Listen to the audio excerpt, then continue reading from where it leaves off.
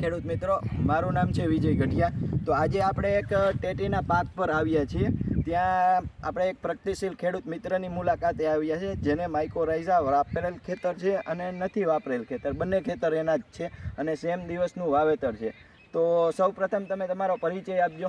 નમસ્કાર ખેડૂત મિત્રો, હું વાઘેલા રાજુભાઈ માલાભાઈ લક્ષ્મણગઢ, મોબાઈલ નંબર 997283 આમાં મેં માઇક્રોરાજા વાપર્યું હતું। ચોપ્યા પછી મેં 7મા 8મા દિવસે ચડાવ્યું હતું। તો આના તંતુમૂળ એટલા બધા વિકાસ કરેલા છે, અહીંયા બહુ છે। આ મલ્ચિંગ ખોલીને મેં જોયું હતું, બહુ તંતુમૂળ આના છે અને એનાથી ગ્રોથ સારો પકડ્યું અને બીજું કે એની આવી રોગ પ્રતિકારક શક્તિ બહુ વધી ગઈ। બરોબર। બીજું રાજુભાઈ, બીજા રોગનો એટેક બહુ ઓછો છે। ઓકે, રોગનો એટેક ઓછો છે, તંદુરસ્તી સારું। અને બીજું તમે બાજુનું જ ખેતર તમારું છે, બરોબર, તેમાં તમે માઇકોરાઇઝા નથી વાપરેલું, તો તેમાં શું ફેર દેખાય છે? એમાં ઘણો ફેર છે, 50% ફેર છે। 50% ફેર છે, બરોબર। એટલે કે ગ્રીનરીથી માંડીને ગ્રોથ છે કે બધી રીતે? બધી રીતે।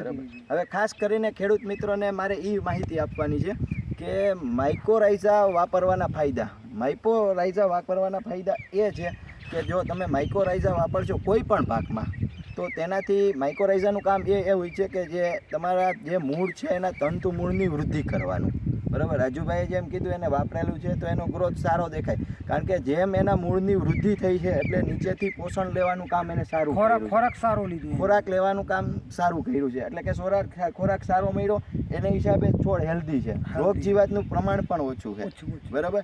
તો મારી નમ્ર વિનંતી છે ખેડૂત મિત્રોને કે કોઈ પણ પાક છે તેમાં તમે માઇકોરાઇઝા વાપરો, જેથી કરીને પાક તંદુરસ્ત રહેશે, ખોરાક ગ્રહણ કરવાની શક્તિ વધે છે, રોગ પ્રતિકારક શક્તિ વધે છે, જેને હિસાબે આપણે છોડ હેલ્ધી થાય છે અને જમીનમાં ભેજનું પ્રમાણ પણ સારું એવું જળવાઈ લે છે।